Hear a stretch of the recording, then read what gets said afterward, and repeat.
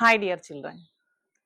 ICSE സിലബസിൽ പഠിക്കുന്ന കുട്ടികൾക്ക് ഫിസിക്സിൽ എപ്പോഴും ഒത്തിരി ബുദ്ധിമുട്ട് ഫീൽ ചെയ്തിട്ടുള്ളത് ന്യൂമറിക്കൽസ് ചെയ്യുമ്പോഴാണ്. അപ്പോൾ ഈ ഒരു ചാനലിലൂടെ നമ്മൾ നോക്കാൻ പോകുന്നത് എങ്ങനെ ന്യൂമറിക്കൽസ് ഈസി ആയിട്ട് ചെയ്യാം എന്നുള്ളതാണ്.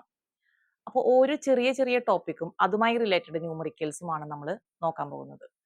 അപ്പോൾ ഇന്ന് നമ്മൾ കൺസിഡർ ചെയ്യാൻ പോകുന്ന ടോപ്പിക് എന്ന് പറയുന്നത് മൊമെന്റ് ഓഫ് ഫോഴ്സ്, അല്ലെങ്കിൽ അതിന് ടോർക്ക് എന്നും പറയും, അല്ലെങ്കിൽ ടേണിംഗ് എഫക്റ്റ് എന്നും പറയും. മൊമെന്റ് ഓഫ് ഫോഴ്സ് എന്ന് പറയുന്നത് ടേണിംഗ് എഫക്റ്റ് അല്ലെങ്കിൽ ടോർക്ക് ആണ് നമ്മൾ പറയുക. അതെന്താന്ന് വെച്ച് കഴിഞ്ഞാൽ ഒരു ഒബ്ജക്റ്റ് ഫിക്സഡ് ആണ്, അത് ഫ്രീ അല്ല, മൂവ് ചെയ്യാൻ ഫ്രീ അല്ല. അങ്ങനെയുള്ള ഒരു ഒബ്ജക്റ്റിന് ഒരു ഫോഴ്സ് അപ്ലൈ ചെയ്ത് കഴിഞ്ഞാൽ മാക്സിമം അതിനെ എന്ത് ചെയ്യാൻ പറ്റും? ടേൺ ചെയ്യാൻ പറ്റും.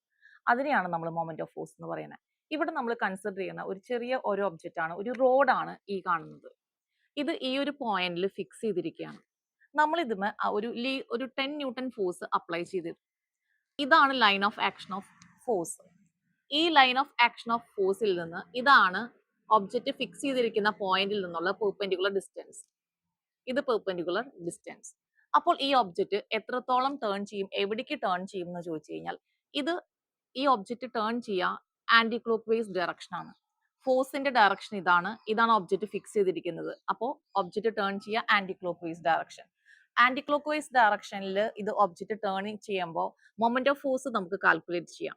Moment of force is equal to F into D.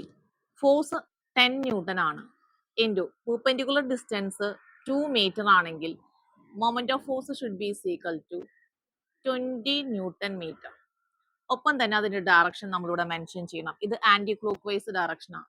Anti clockwise direction ഒന്നുകിൽ അത് പറയാം, അല്ലാന്നുണ്ടെങ്കിൽ നിങ്ങൾക്ക് ഇതിന് സൈൻ അപ്ലൈ ചെയ്യാം. അതായത് ആന്റി ക്ലോക്ക് വൈസ് ഡയറക്ഷൻ ആണ് ഇത് ടേൺ ചെയ്യുന്നത് എങ്കിൽ അതിന്റെ സൈൻ പോസിറ്റീവ് ആയിരിക്കും. ഓക്കെ, അപ്പോൾ +20 ന്യൂട്ടൺ മീറ്റർ ആണ്.